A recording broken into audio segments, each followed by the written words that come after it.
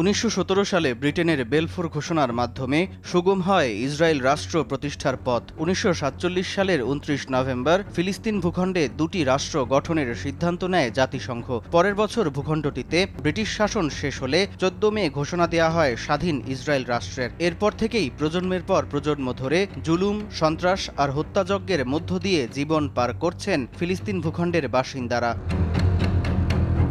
1998 সালে ইসরায়েল যখন স্বাধীনতার সুবর্ণ জয়ন্তী পালনের ঘোষণা দেয়, তখন ফিলিস্তিনের মুক্তি আন্দোলনের নেতা ইয়াসির আরাফাত ঘোষণা দেন আনুষ্ঠানিকভাবে নাকবা উদযাপনের। সে থেকে 15 মে বিশ্বজুড়ে ফিলিস্তিনিদের মুক্তি আন্দোলনে একাত্মতার বার্তা হিসেবে নাকবা পালিত হচ্ছে। 2023 সালে দিবসটিকে আনুষ্ঠানিক স্বীকৃতি দেয় জাতিসংঘ। 77 বছর ধরে চলা নিপীড়নে আজও নিজ ভূমে পরবাসী ফিলিস্তিনিরা।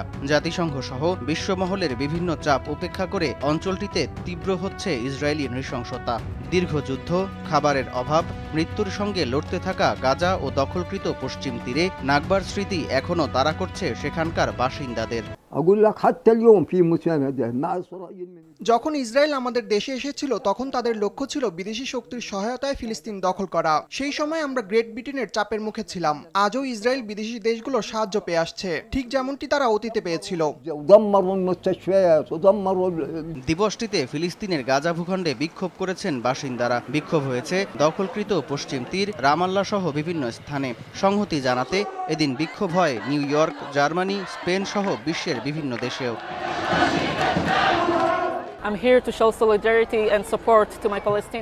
ইতিহাস জুড়ে সর্বদা শিক্ষার্থীরা ছিল বিশ্বের যে কোনো বিপ্লবের ভিত্তিপ্রস্তর এবং ভিত্তি। এই কারণেই এখানে শতাধিক শিক্ষার্থী এসে বলছে, আমি ফিলিস্তিনি, আমি আমার ব্যথা মনে রাখি।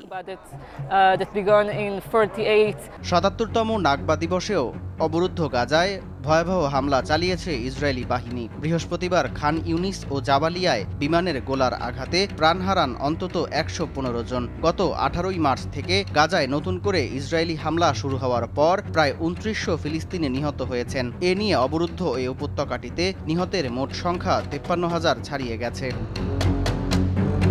সামদানি প্রত্যয়, RTV।